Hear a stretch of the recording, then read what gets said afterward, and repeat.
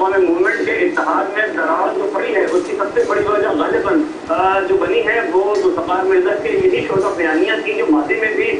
उनकी सबसे अहम इत्तेहादी के लिए तकलीफ का बायस बनती रही। और इस दफ़ा भी उन्होंने कल रात जो शोधा बयानी की है उसके नतीजे में न सिर्फ MQM ने इसकी मजम्मत की है बल्कि दीगर जितनी भी सियासी जमातें हैं और खुद ANP ने भी उनसे इस हवाले से नाताल्लुकी जाहिर किया था। और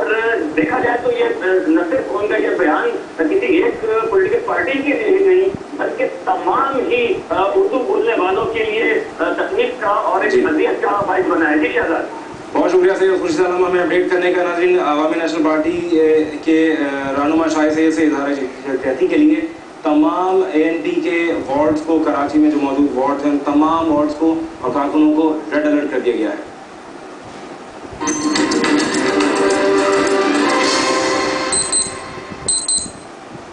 अगली एक और बड़ी खबर यह है कि सदर मुमलिकत आसिफ अली जरदारी ने सिंध के सीनियर वजीर जुल्फ़िकार मिर्ज़ा को टेलीफोन किया है और कराची की सूरत हाल पर वज़ीर दाखिला रहमान मलिक को ऐवान सदर तलब कर लिया गया है। सदर मुमलिकत आसिफ अली जरदारी ने सिंध के सीनियर वजीर जुल्फ़िकार मिर्ज़ा को टेलीफोन किया है और कराची की सूरत हाल पर वज़ीर दाखिला रहमान मलिक को ऐवान सदर तलब कर लिया गया है। कल सीनियर सूबाई वजीर जुल्फ़िकार मिर्ज़ा की जानिब से MQM और उर्दू बोलने वालों के खिलाफ जो बयान उन्होंने दिया था उसके ऊपर खलबली मच गई थी और तमाम सियासी जमातों ने, किसी भी सियासी जमात ने उनकी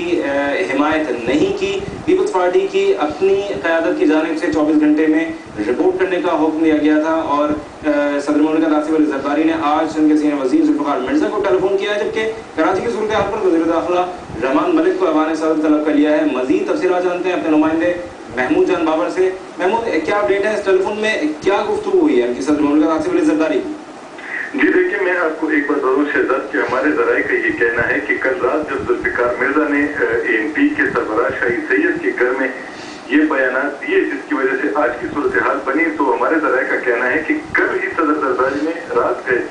इसका नोटिस लिया था और उन्हें टेलीफोन किया था। और आज का जो जुल्फ़िकार मिर्ज़ा का जो बयान भी आज सामने आया है जिसे उनका माफीनामा करार दिया जा रहा है, तो इस हवाले से भी ये बताया जा रहा है कि ये ईवान सदर ही के कहने पर हुआ है और इसके जो सारा मजमून है तो ये भी वहीं पर पहले वहां से मंजूर कराया गया, फिर उसके बाद जो है वो जारी कराया गया है। और इस मंजूरी के इस सारे अमल में इन ज़राए का ये भी कहना है कि जो चौधरी शुजात हुसैन है तो वो भी उस सारे अमल में शामिल थे और ये सब मिलकर चाहते हैं कि कराची की जो सूरत हाल कल की